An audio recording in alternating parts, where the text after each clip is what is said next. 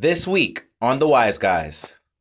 And play into your mental psyche, and as well as play into how you become, and as well as how you see yourself possibly getting out of it. And I say all that stuff to say, this young lady and myself, we didn't end up working out, and she started affecting my mental health because I noticed that she started manipulating me. She started making me seem as if I was a bad guy because I wasn't there for all her problems. She started saying that I was just as bad as her father was or her mother was. And it made me realize that, and I'm not going to lie, she would put her hands on me. Like, the relationship got to the point where it was very physical. She would hit me. She would put her hands on me. And I'm not going to act as if I was a saint. There were times, too, where when she would hit me, I'd hit her back. Now, wise community, I'm not proud of that. I don't think that any young man listening to this podcast should ever put their hands on a woman. I don't think it's right. Yo, what's up, everybody? This is Kevin Unglad, and you are now tuning in to the Wise Guys podcast, brought to you by Flowered Concrete. Check it out. Yo, what's going on? What's going on? This is your boy, Kevin Unglad, and welcome back to another episode of the Wise Guys podcast. Wise community, just so you all know, today's episode is solely me, as my dear brother and our co-host of this community, Mark Pruden, is not here today as he's out on official business. But it's okay, I'm going to hold it down. Please be sure to be patient with me, guys, and bear with me, as I've never held down an episode by myself. It's kind of intimidating when I think about it sometimes, but I think it'll be all right. I guess it'll be not far off from me writing stories in a sense, when I'm just kind of solo with the pen and pad. But nonetheless, how are you all doing? I normally would ask Mark that, but since he's not here this week, I wanted to ask everyone in the community, how are you guys? How's everything going? How was your week last week? How was your weekend? I hope everyone's doing good in the aftermath of this, not aftermath, but just the following closing portions of this election. I know everyone is celebrating around the country and very, very happy that Mr. Biden has been voted in as our president-elect, and as well as Senator Kamala Harris voted in as our VP, our Vice President-elect. And a rousing congratulations goes to both of them, especially Kamala Harris, being someone whose background is very prestigious. Her mother, was a professor, same as her father as well, an economics professor, and her mother was a biomedical professor. And so she obviously comes from a very, extraordinary background, especially as, her past as an attorney general to the state of California and things of that nature. So I know the country is in a very fond uproar and is just very happy right now. And I'm wondering what that leaves for Trump, but obviously that's another topic for another day, so I'm not going to go there. But ladies and gents of the community, wise guys and wise gals, today's episode, it's going to be pretty interesting. Last week's episode 40, was the art of manipulation, and today's episode kind of plays on that a little bit, but it kind of deviates into another sector. Today's episode 41, is called Your Mental State. Episode 41, Your Mental State. All right, so as we all know, we all as people deal with our mental states in various capacities. Some people go to therapy, some people go to counseling, some people see their therapists once a month, once a week, twice a week, 3 times a week, however it may be for you and your circumstance and your situation. Me personally, I don't go to counseling or therapy of the sort. I feel as if I need to go. I feel as if I've suffered, or maybe suffered isn't, I can say suffered, but experienced a wealth of traumas in my life that I feel as if I would love to go talk to a counselor to work out. I feel as if I need to be more in tune with, talking to spiritual advisors as well, my pastor and stuff like that. But for some reason, I don't know what it is, guys. I don't know, maybe you guys can inform me, but for some reason, I seem to be holding back from that. I really don't know why. And I think that's one of many circumstances or just, points that will be and needs to be discussed on today's episode. All right. So with that being said, our first segment of the day is called Diagnosis. All right. So I wanted to, preview and as well as introduce this topic with a bit of background information. So check this out, guys. So the National Alliance on Mental Illness, right? So the National Alliance on Mental Illness has a specific, quote here, or a specific point pertaining to how mental illness plagues those, within communities in terms of kinship, friendship, relationships, and everything of the sort, and how it affects black communities as opposed to white ones. So check this out. The National Alliance on Mental Illness, I extracted this quote where it says, "I feel comfortable talking with close friends, family, community members, and my loved ones about my health. 40.67% of those who identified as white answered with strongly agree or simply agree, compared with 12.5% of those who identified as African American as well as black." Right? So again, I'll read that final line again. 40.67% of those who identified as white answered with strongly agree or agree, compared with 12.5% of those who identified as African American or black. And again, this is pertaining to the quotation that, they feel comfortable talking with close friends, family, community members, and loved ones about their mental health. All right. So this leads me to ask, wise community, what do you think? Why does the African American, Hispanic, or Asian community struggle with the matter of mental health? What do you guys think? Why does why does the African American, Hispanic, or Asian community struggle with the matter in regards to mental health? I think it's a question that we don't ask enough, and I think it's a question that needs to be brought up constantly. All right. Me personally, I really didn't know much about mental health up until, I want to say I was about 21, 22. I mean, correct me if I'm wrong, but I feel as if just even the focus on mental health truly didn't become this global, I don't want to say global phenomenon, but this cultural focus up until the 2010s. Like I remember in 2005, 2008, living my life, as a teenager. And I don't remember, the topic or matter of discussion in regards to mental health popping up often. And part of me wonders if that is because, it's, me, I identify as West Indian, Haitian American, but, to this culture itself, I'm sure. When I say this culture, I mean the society that we live in, this American society. I'm sure they label me as African American. So as a West Indian American or African American man, however you'd like to call me, I think that mental health is considered taboo for some reason in the black community. I don't know what it is in regards to the Hispanic or the Asian community. So if for all my Hispanics and all my Asians out there, please be sure to DM us or email the Wise Guys, thewiseguysnyc@gmail.com to, talk about how mental health plagues you, or has it plagued you? Does it plague you? Or does it plague your community at large? I would love to hear from a plethora of voices to kind of get your perspective on it. But yeah, in regards to me, when I think about this, I don't remember mental health being a conversation when I was little. Not at all. Not as a little toddler, not as a teenager. When I was younger, I don't remember it being a point of conversation. It wasn't until I got into college, and then even a couple of years in college, I was about 20, 21, 22, probably 23. So if I say 23, I want to go back to the year of 2014. Between 2012 to 2014, this is the first time that I'm hearing about mental health. This is the first time that I'm seeing, scholars and as well as authors, write about mental health and write about how much it affects us. I wonder if it's because we don't, as a community, we don't want to talk about mental health. We don't want to talk about how mental health, plagues our ability, to function, and I don't mean this in any harmful or negative way, but normally, or to the normal conventions or to the conventions of society, modern day society, right?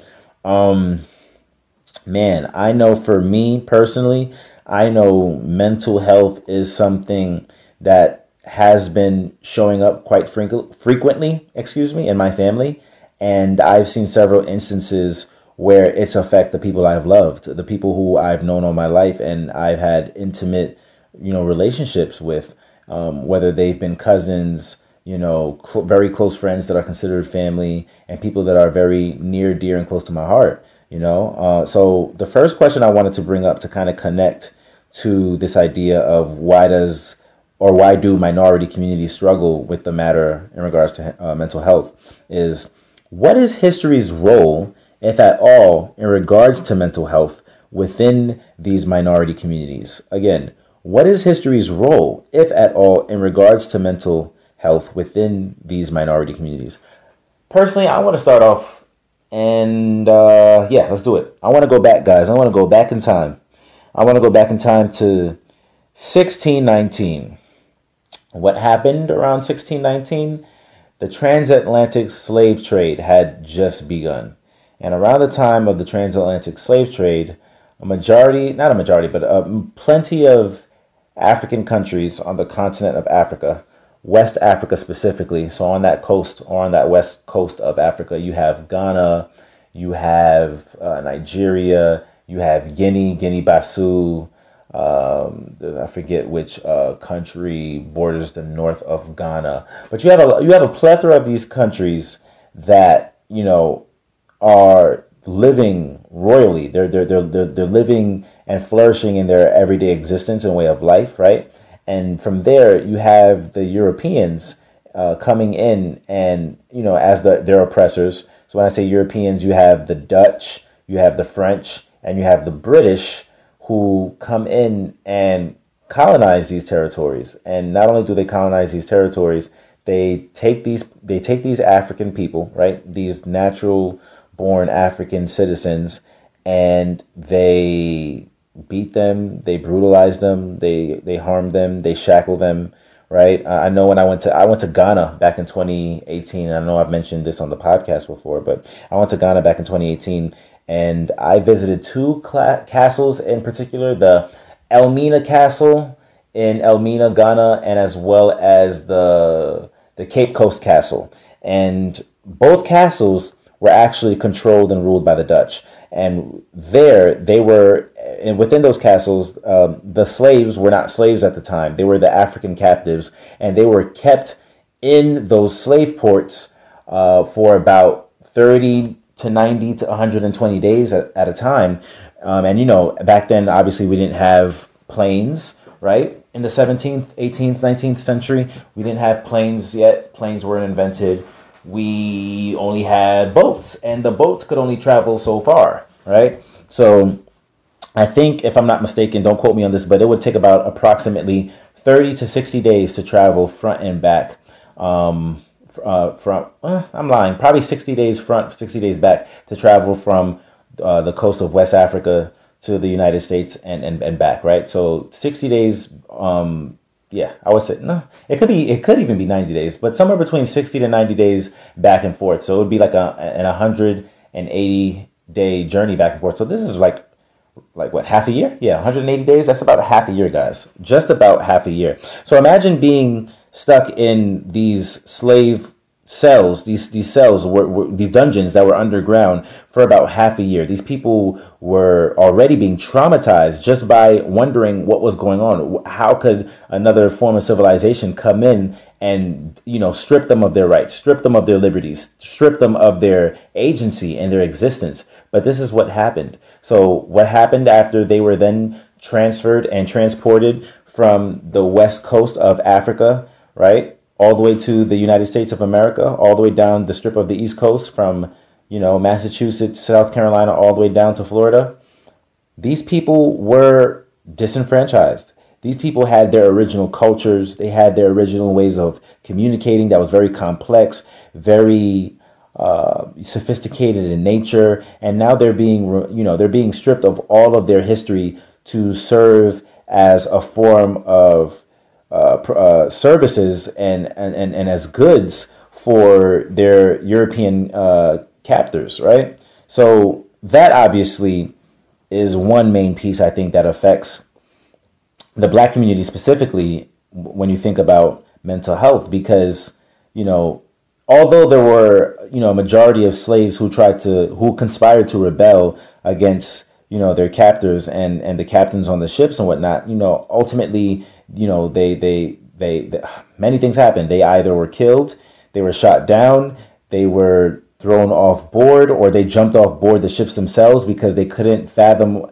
or come to rationalize the idea of being held captive and being seen as as a piece of good, as a commodity, right? As a form of commodity for a civilization that had no connection to them prior, right? So they would jump off the ships and kill themselves, and there would be sharks that would follow the ships for miles and miles on end, because it was just, these sharks were waiting for the next fresh meat to jump off, right? So a lot of these things are part of the innate DNA structure of the black body, of the black person and their existence. A lot of these things, destroyed or, decayed their mental health and definitely contributed to the deterioration of these people's, just mental health and their ability to be in a good state, in a good standing. Sorry about that. I'm sorry if it seemed as if I rambled, guys, but I'm here with you guys. But yeah, all of these things, you have to think about all of these things and put these into perspective in terms of why we as a society are where we are today. Me personally, I think I grew up in a really good household where I really didn't have to deal with a lot of these issues. I was very fortunate and very privileged to grow up with two parents who nonetheless were still very hard on me, as they, put education first. They wanted me to do well in school, and they wanted to make sure that, I achieved something great for myself, and I put myself in a position where they felt as if, coming from Haiti, they didn't lack or they didn't sacrifice for no reason, that their son and their daughter, were able to take what they gave us and still made a way and made ourselves better and just basically leveled up, became something that they would have been proud of, and known that, with their hard work, we came to be something that they could have only hoped for in the search for a better life. So I remember, for me, my first experience with mental health started in 2013. I was dating this young girl, and I know I've brought this up plenty of times prior on the podcast, but I'm definitely gonna, give you more perspective today. I was dating this girl. She was graduating high school. I was probably in my third year of college, I think, second or third year of college. I was about 4 years older than her. I was about 22 at the time. She was 18, and I remember just, man, like, and again, this is not a slight to her, I hope she's well at this time, even though we don't talk anymore. But I remember being blindsided by the many burdens she carried as a young woman of color. I remember she had a single mother who would curse at her, who would speak down upon her. She wouldn't speak life to her. She would speak down upon her. She would curse her out, right? And she would say that, excuse my language, she would say that she wasn't shit and that she wasn't ever going to be shit. And sometimes she would even curse her out with the F words, the F bombs and all this other stuff. Sometimes I would hear it on speaker. I almost said voicemail. Sometimes I would hear this on speaker. And when she would hang up, she would cry to me, and she would say, "You see why I don't talk to my mother? You see why I don't want to be here anymore? You see why I want to go to college out of state and stuff? Because I can't take this. This is ridiculous, And I was just like, dang it, man, she's really going through a lot. Her father wasn't in her life. I think he left her when he was about 3 or 4, and he would go in and out, right, into her life and not. And she ended up fleeing and running to, not running, but she ended up fleeing and just going to an HBCU, Howard University for that matter, because she just wanted to get away from her family, and she wanted to do college in a very different environment. And sometimes, with that being said, the fact that she went to college for 4 years and she left New York, it led me to wonder if, I know some kids go to college because their parents push them to go and they want them to get a good education and they want them to do well. But also, too, Wise Community, I wonder if you have a lot of kids that are very smart, but that grow up in these low-income, impoverished neighborhoods, right? I wonder if we can also attribute them wanting to go away is to escape the poverty, the trauma, and as well as the negative effects that their families or their communities itself holds over them, right? Like imagine if you are constantly navigating dysfunction and chaos, right? But you have dreams and aspirations to do well, right? All of those things, right, can play into your mental psyche and as well as play into, how you become and as well as how you see yourself possibly getting out of it. And I say all that stuff to say, this young lady and myself, we didn't end up working out, and she started affecting my mental health because I noticed that she started manipulating me. She started making me seem as if I was a bad guy because I wasn't there for all her problems. She started saying that I was just as bad as her father was or her mother was. And it made me realize that, and I'm not going to lie, she would put her hands on me. Like the relationship got to the point where it was very physical. She would hit me. She would put her hands on me. And I'm not going to act as if I was a saint. There were times too where when she would hit me, I'd hit her back. Now, wise community, I'm not proud of that. I don't think that any young man listening to this podcast should ever put their hands on a woman. I don't think it's right. I wasn't raised that way, but I just remember at one point my back being up against the wall because I would let this girl hit me, and sometimes she would, slap my face or punch me on the arm. When she punched me on my arm, I was like, all right, fine. But I remember one time she slapped my face, and I remember one time I hit her back. I'm not going to lie. Wise community, come on. I mess with y'all. I keep it real with y'all. I'm not going to lie to you guys. I know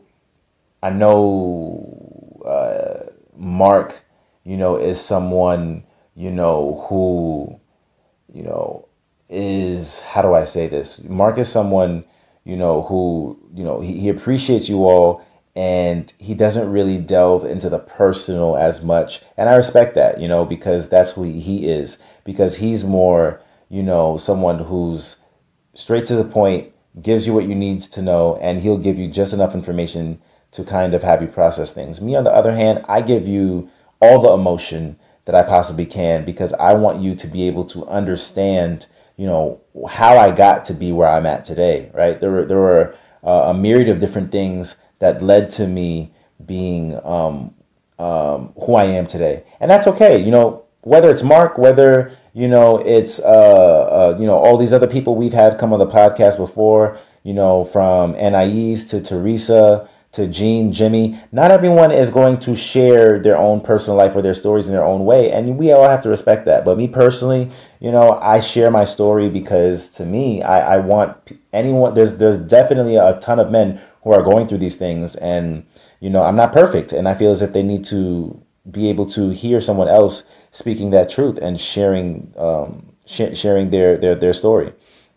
So yeah, I would put my hands on this girl as well in self-defense whenever she'd hit me because I just didn't like the fact of her touching my face, slapping me, punching me. A woman should never, ever, ever, ever put her hands on a man as much as a man should never put his hands on a woman, right? Just because you as a woman are feminine and you biologically aren't made to be as physically imposing and as strong just as us, it doesn't give you the license or the right to hit someone.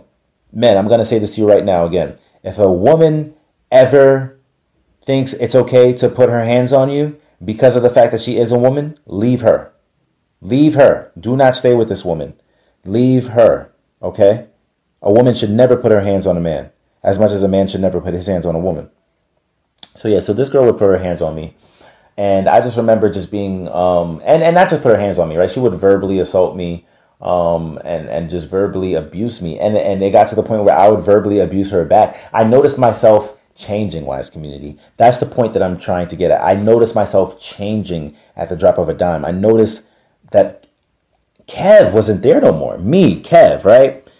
Like, those who know me as Kev, like chill, laid back, cool, very smart, geeky, nerdy, funny,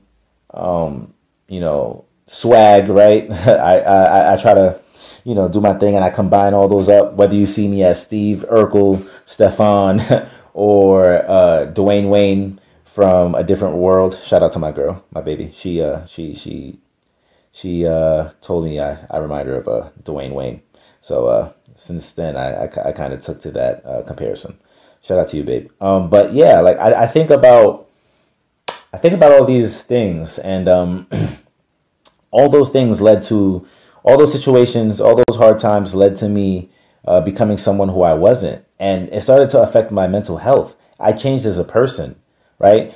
When you hang around toxic, negative energy, you yourself become toxic. You yourself as a person, you become toxic as well, especially if you are in a relationship with someone who comes from a very toxic environment, a very negative environment, and a very detrimental environment. That will also be a detriment to your mental health and your well-being and your existence, guys. So I just remember just dealing with all that. And now later on, I talk about this more in my book that's dropping next year. I'll talk about it, for season 3. But I talk about this in my forthcoming poetry, essay, and photography collection book. I talk about how being in this state with this girl led to me breaking up with her, right? And then when I broke up with her, I didn't notice, or I didn't know that she was stalking me. So let me clarify that. When I was with her, I would always get all these text messages that, you're cheating on this girl. You don't really want to be with her. I see you with other women, which wasn't true, not in the slightest. You don't really love her. You'd rather be with other people. Why do you treat her like that? And I dealt with that a lot, right? So a lot of this stuff, in addition to being with this girl, being stalked, because at that time I was probably being stalked for about, I want to say it started November 2014, for about 3 years. I broke up with this girl in August of 2017, officially in August of 2017. And so that was going on 3 years of our relationship, right? That I was being stalked with these unknown text messages. And they were saying some foul things. Around that time, I was also in the process of breaking up with my girlfriend, right? Because I had just gotten my Teach for America gig. And ladies and gents of the Wise community, it was so bad, the relationship. It had gotten to a point that I knew if I had stayed with her, one of us wasn't going to make it out alive. I kid you not. I shit you not. Seriously. I don't know how even within that toxicity you even think that you should marry or be with someone of the sort. Like, it was, again, this was so bad that I thought that I wasn't going to find anyone else for myself. And she would often tell me that no one out there other than me would support you. Think about it. You're a young black man who likes to read. You're a nerd. You're very smart. You don't have a car at the time, right? You don't have your own place at the time. Who's going to want you? Who's going to want you as who you are? A lot of these girls, a lot of these women, they like men who have it all together, have a house, has a car, stunting, right? And at the time, I was about 20.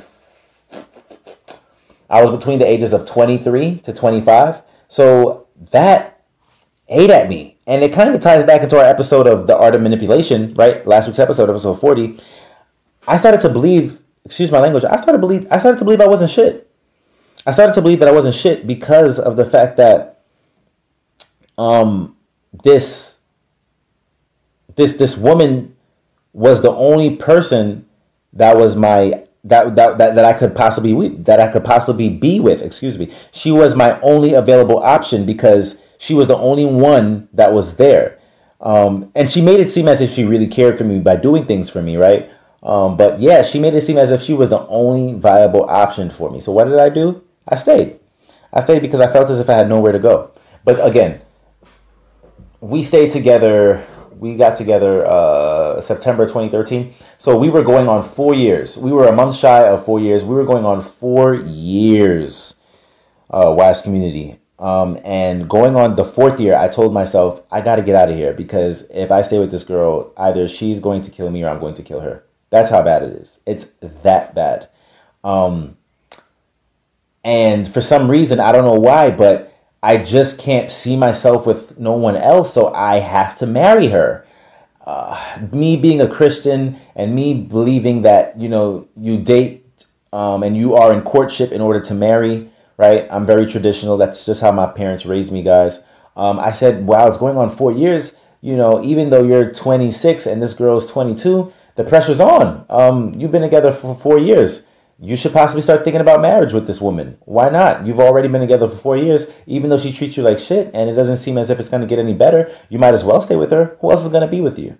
These are all these things that were going on in my head. And I was made to believe that I wasn't nothing, that I wasn't going to be anything. And that as long as I was with her, I would be a man. And if I let her go, who else would have me? And that's kind of the place where she put me at, guys. She put me in that predicament, or put me in that mindset and mode that she was the only one there for me, and she would always be there for me, no matter what.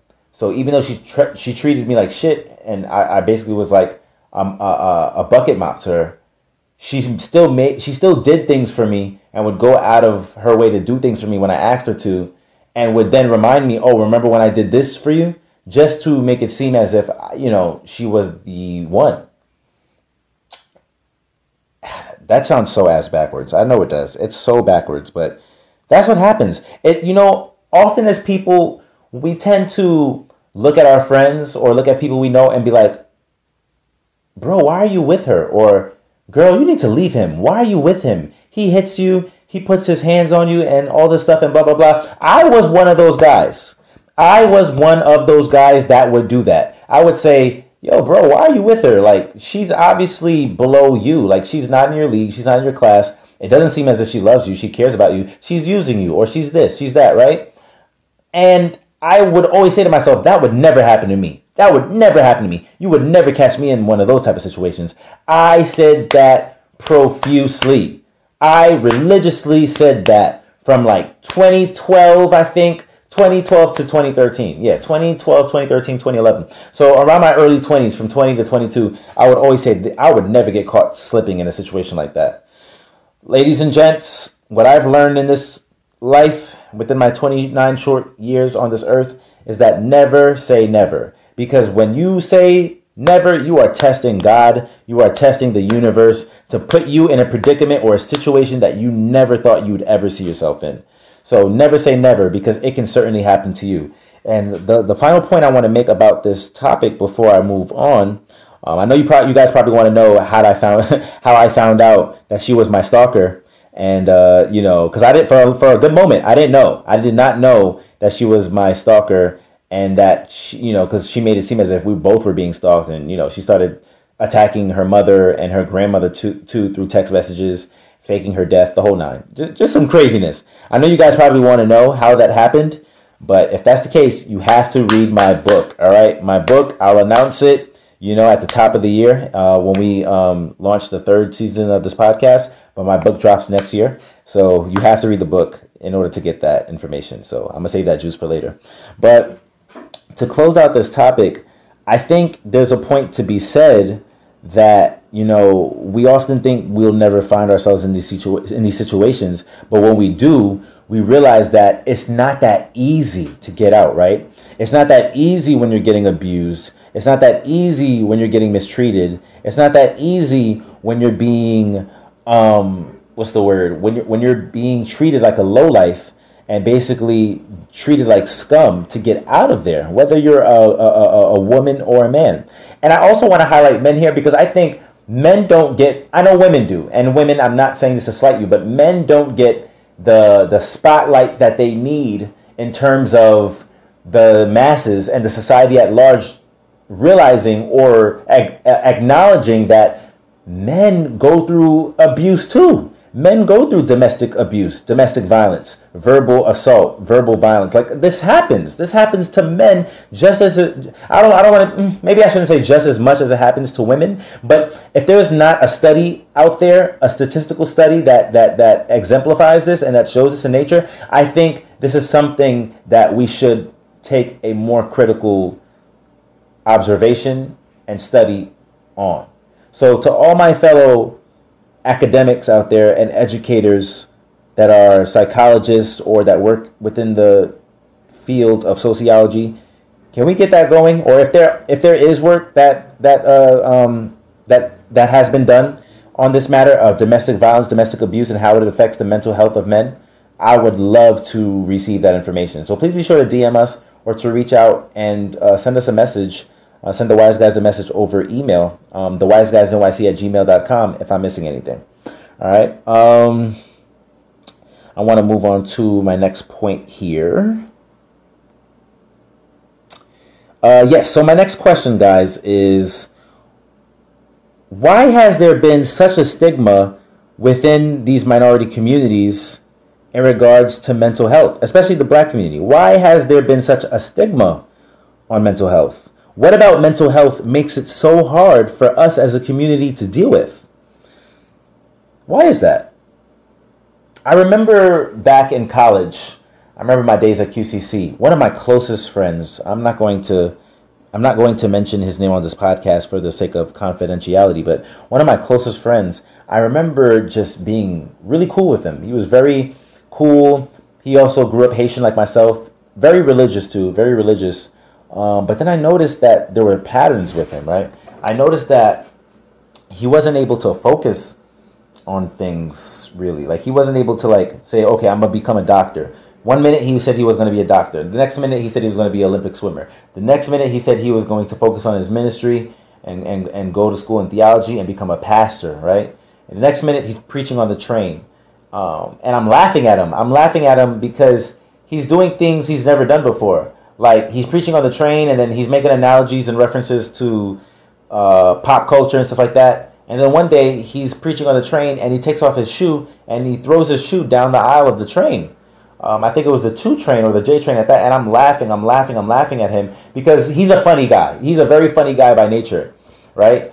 And he talks a lot. He's a jitterbug, always talking, very jubilant, very excited all the time. Very cool dude.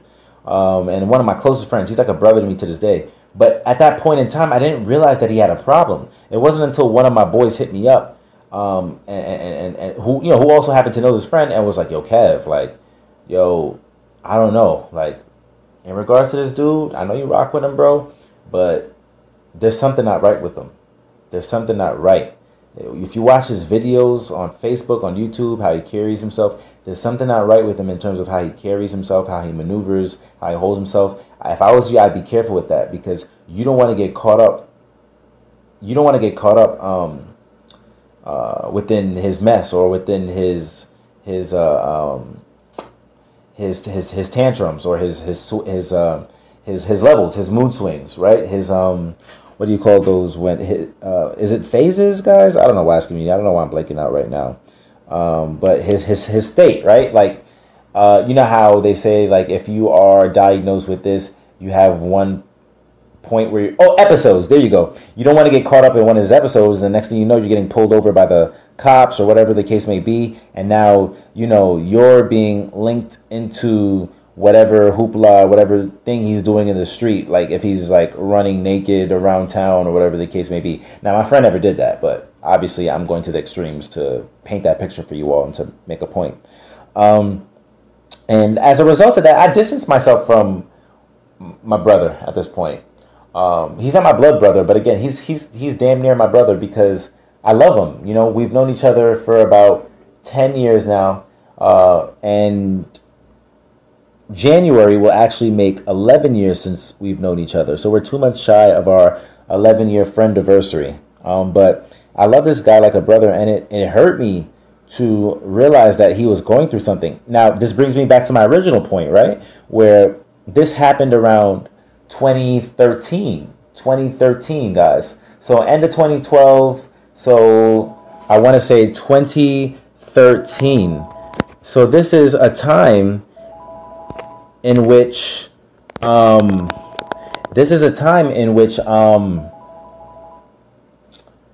just now understanding mental health and how mental health works and how we react to mental health and how mental health plays a role or plays a part in the existence of a person, right? And how they carry themselves. And then I started realizing, aha, okay, now I see that there's something wrong here and something needs to be acknowledged, right? His family didn't want to acknowledge it. I didn't want to acknowledge it. You know, his closest friends didn't want to acknowledge it. At first we were laughing at him because we thought he was just being himself, but the whole entire time he was fluctuating in between episodes and we didn't even realize it. And to fast forward, to bring it to present day, he's been through a lot. I'm not going to go into more out of the sake of confidentiality of this friend. I just wanted to give a general overview. But it's been brought to my attention from him that he is actually bipolar 2 schizophrenia. So that is what he's actually been diagnosed with. Bipolar 2 disorder / schizophrenia. And man, I really pray for my friend. And even when he does have his episodes, I always try to be there. But I think it's a testament that even though, you know, we've struggled with dealing with mental health in the past, I think it's something to be said that at this point in time, guys, we need to focus on mental health. We need to focus how it affects us as a community. We need to not run away from it and deal with it if we, our own individual selves, are dealing with it, or if our loved ones, whether that be our friends, our family members, right, our brothers, our sisters, our partners, are dealing with it. We can't just run away from it because that's how it persists, right? And I think a lot of this, again, stems back to that the trauma we experienced due to slavery and due to, you know, experiencing what it was like to be enslaved for nearly 500 years. So there's a lot with this that we won't obviously be able to cover in this podcast, but there's a lot that needs to be looked at in regards to mental health. And, you know, I hope that's something that we can continue to talk about together. So check this out. I wanted to leave you guys with this quote before we close out the show today in our final segment, final official segment, actually, excuse me. So I wanted to say, so here's a quote here, guys. 1/3 of African Americans who struggle with mental health issues will never receive appropriate treatment. Again, 1/3 of African Americans who struggle with mental health, right? That's about 33%. 1/3 of AFAMs who struggle with mental health issues will never receive appropriate treatment. Historically, African Americans have been misdiagnosed at higher rates than white patients, and black communities have been exploited by the U.S. government and medical community in the name of medical advancement. This is a specific quote from Clinical Associate Professor Ruth White of USC's School of Social Work. She did a study on mental health, and I actually extracted this quote from one of her studies. So again, this quote is from Clinical Associate Professor Ruth White, Dr. Ruth White of USC's School of Social Work. All right? Cool. So, with that being said, I want to head to our second segment of the day.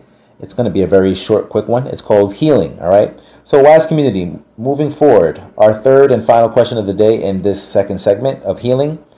Moving forward, how can we as a community embrace mental health in addition to informing our loved ones amid the process? So I'm not just talking to the minorities here. I'm talking holistically. I'm talking about the American society holistically, right? And we could even say globally at this point.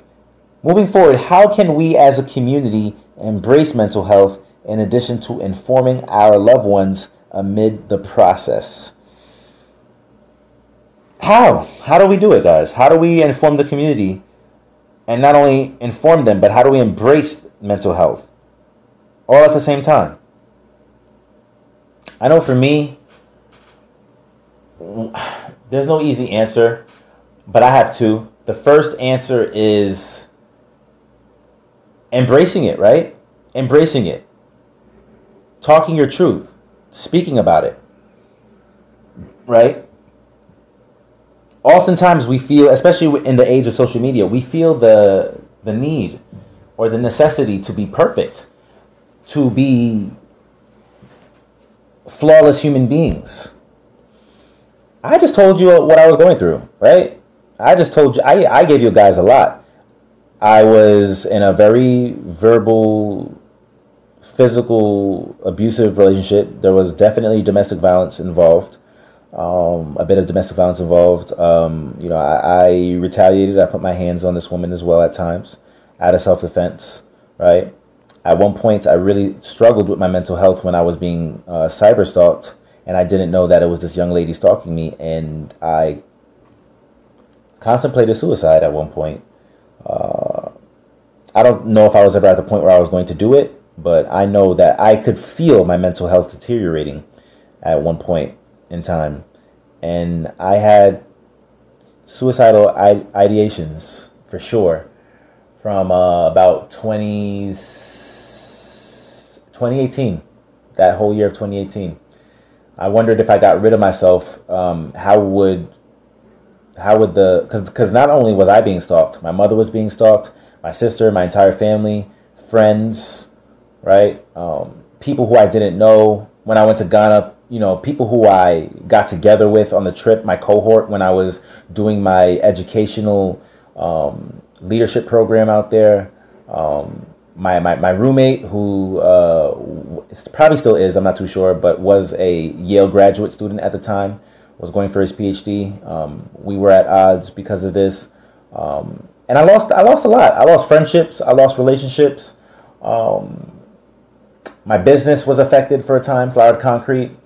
I think we're now in the process of recovering, slowly but surely. We're definitely not where we were at before, 2016, 2017, right? Because when you're going through stalking, for instance, and I guess I'll probably flesh this out on another episode down the line if I ever talk about this, but one of the main goals of a stalker or someone who's abusing you is that they want to isolate you, the victim, from your support system. They want to make you feel lonely. And that had me to a point where I was honestly contemplating ending it all. Honestly, if it wasn't for my girlfriend and a very good friend and mentor of mine's, and if it wasn't for them helping me figure out who this was, that being my ex-girlfriend, I honestly don't think I'd be here with you all today, Wise Community, having this conversation. And that's mental health.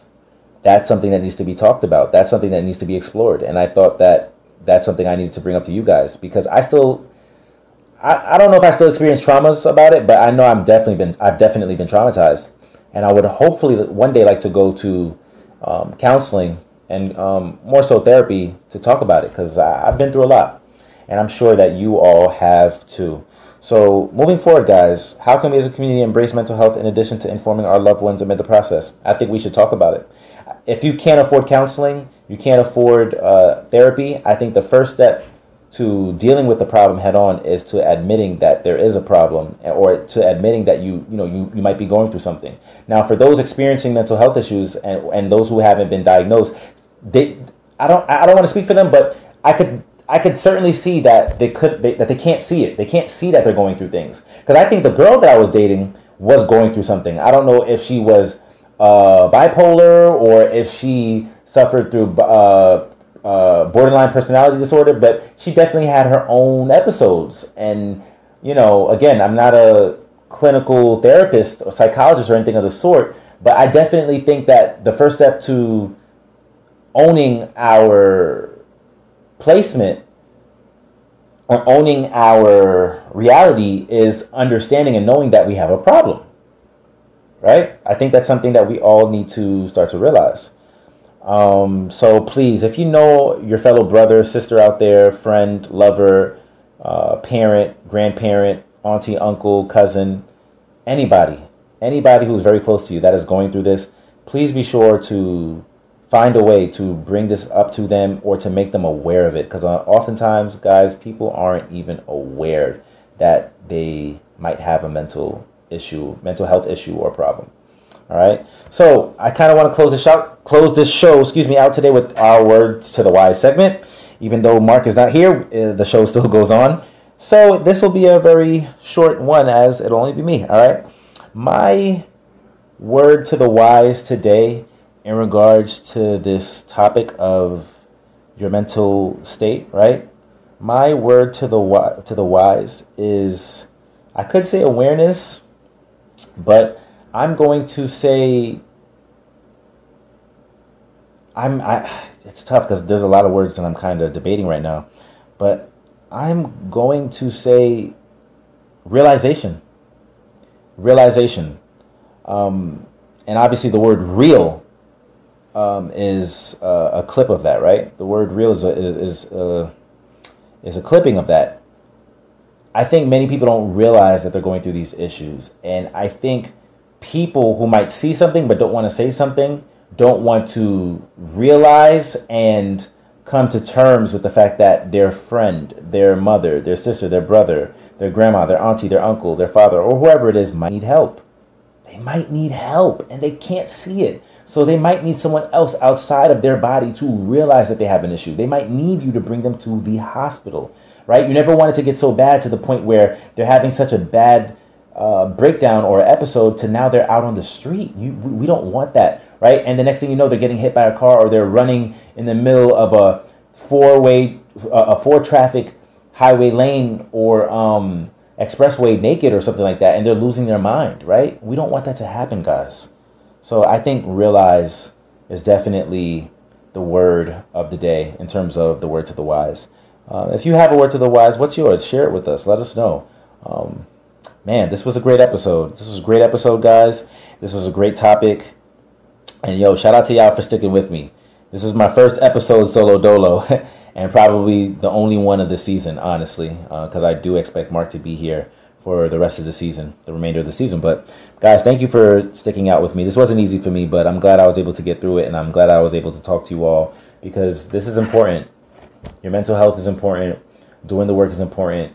And that's the only way we're going to better our communities and better our society as a whole. All right. So that's our show for today, ladies and gents. If you have a thought, a comment, or a concern that you'd like to share in regards to this topic, please be sure to send us an email at thewiseguysnyc@gmail.com or DM us. All right. DM us as well. Our DMs are open. All right. And with that being said, please be sure to follow us online if you haven't already. That's at The Wise Guys NYC on all social media platforms, okay? That's at The Wise Guys NYC, all right? Also, if you are on Apple Podcasts, on iTunes, please, pretty please with the cherry on top, leave us a review, guys. Mark and I cannot tell you enough how much reviews help. Right now, we only have about 3 on there, 3 ratings and 1 review. Shout out to my good friend, Dr. Lisa Wisniewski. I see you. We truly appreciate the review, but we would love to get more reviews going. If you love the show, if you hate it, it doesn't matter. Just leave a review. You know, I think the general public would love to check out more self-improvement shows and topics of this nature, right? Shows that are always improving and are always trying to help us evolve and better ourselves as people, especially Mark and myself, because we're still growing too. We are a community, but we can only do that with your help, all right? So this show is available across all streaming platforms: Apple Podcasts, Spotify, iTunes, Stitcher, YouTube, Castbox, Breaker, Anchor, you name it, and we're there. The Wise Guys, all right? So for next week's episode, Mark will be back, all right? I expect Mark to be back for next week's episode 42. We're going to kind of, continue this topic of just the sociological framework of people in general. Next week's episode looks at the nature and the habits of human beings, all right? Also, guys, I'm going to have us close out with my new poem, all right? I have a new poem. I'm dropping it as a new video single on my Instagram this week, tomorrow actually. So tomorrow, Wednesday, it will be dropping, but you being the Wise community, you guys are going to get an exclusive listen on all of our drops and as well as our releases and any information pertaining to that a day in advance because you are the Wise community. So I always want to share the information with you guys first. But yes, my new poem, Captive, from my upcoming poetry collection, my second poetry collection dropping next year, 2021. I'm going to add it as a closing segment to the show today. All right, it's called Captive, guys. I hope you enjoy it. Let me know if you're rocking with it. Send me some feedback through my through personal DM. All right, hit me at Kevin Anglad 11. That's Kevin Anglad GLADE11 on Twitter or Instagram or Facebook. Let me know how you feel about it. Let me know if you're rocking with a poem. All right, we got about 2 more drops, 2 more video singles dropping sometime in January and June of next year pertaining to the book. I hope you guys enjoy it. All right, and we'll see you all next week. And if Mark was here, he'd say, stay wise. Peace.